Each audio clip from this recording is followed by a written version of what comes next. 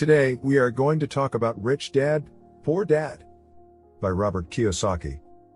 This book tells us in a very eloquent way about the different ways of educating between what he calls his rich father and his poor father, and how he had to make the difficult decision of who to listen to on such a controversial subject that touches everyone's sensibilities, such as money.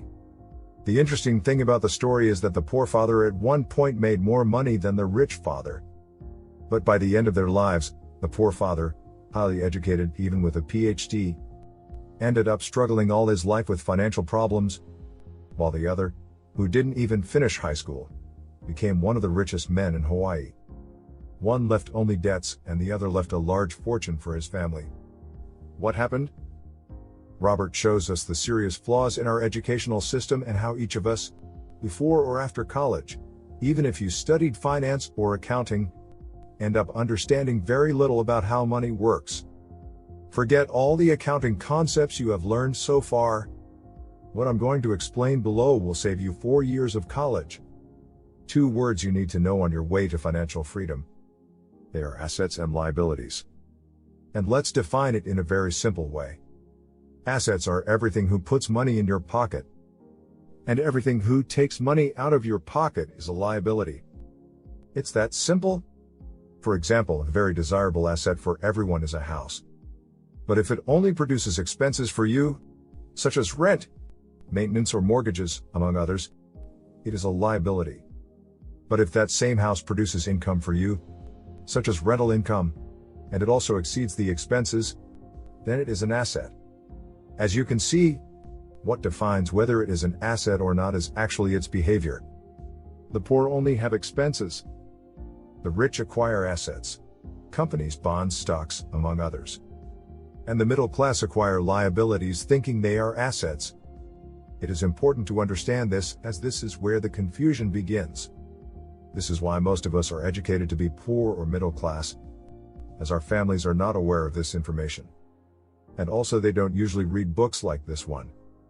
While the rich teach their children to be rich, to run companies and also to know how to run their bank accounts, while we are educated to have assets that take money out of our pockets.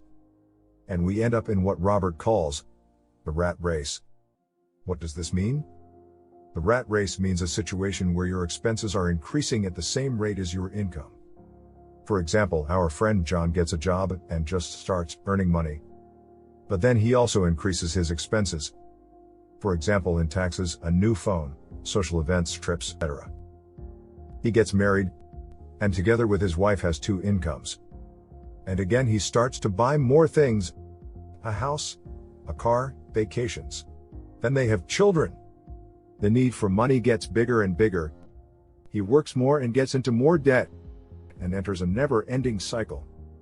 This is the reality that Robert shows us. And the first thing you need to understand is to stop believing that a person is rich because they have the latest sports car, or the latest iPhone, or the biggest house. You can make huge amounts of money, but if what comes in equals what you spend, you're in trouble. So really my first recommendation to get you started on your path to financial prosperity is to stop comparing yourself to others who have more than you. Even the big stars who make a lot of money, but even so, many of them have gone bankrupt. How does this happen? How is it possible for a person who earns incredible amounts of millions of dollars to end up in debt? Robert doesn't answer this because as we make more money, we get dumber with it. What do we do when we start receiving money, such as a salary? Don't we almost immediately start planning what we are going to spend it on? And spend it on things that actually take money out of our pockets, by repeating all the patterns we have been taught? This shows us that money is not the problem. You can win the lottery. But if you are not financially educated, money will become your worst enemy. That's why many people, despite having won it, end up in poverty again. Nowadays it is not enough just to be an employee. It has too many disadvantages, but it's not about everyone quitting their jobs either. It's about you being an employee plus investor, or employee plus self-employed, or owning your own business. It's really about acquiring real wealth that is sustained over time. It's not about whether or not to buy a Ferrari. It's about how I'm going to buy that Ferrari. So what do I do? Is quitting my studies or my job and trying to be rich the solution? No, there are millions of people around the world who are poor and never went to college. But the truth is that what made Father Robert poor was not his PhD, but that he never took it upon himself to educate financially. Being a doctor or a lawyer, or being the greatest of scientists has nothing to do with knowing how to handle money. Do yourself a favor and start listening to people who have actually succeeded in this area. What made Father Robert rich was not that he dropped out of high school, but that he did take it upon himself to educate himself financially. That's all. It's not a secret. And for that you have to get rid of what is going to be your main obstacle to success, which is the fear of the unknown and the fear of failure. We are all afraid of losing money, but the rich know that losing money is part of the process. When you repeatedly manage to cultivate assets that put money in your pockets, then you can buy the Ferrari and comfortably quit your job. An important thing to understand is that in today's world the rich make the rules. And if you want to be rich, you have to play by their rules. Why Robert tells us this so directly? Because of taxes. A little history lesson. Taxes in the past were only used for when kings and rulers went to war. That way they managed to finance many of them. But it inspired the silly Robin Hood story of taking from the rich to give to the poor. They created a system of levying taxes against the rich to benefit the less needy.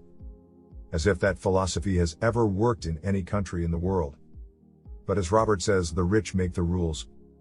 To escape these taxes, the rich created companies and corporations. A corporation has mechanisms to pay less taxes, while an employee does not. And now, thanks to globalization, it is even more obvious. That's why big companies like Google, Facebook, or Apple hire employees in countries like India or China, where labor is cheaper. And many of these business owners have accounts in countries like Switzerland, which are considered a tax haven to earn more dividends and not pay taxes.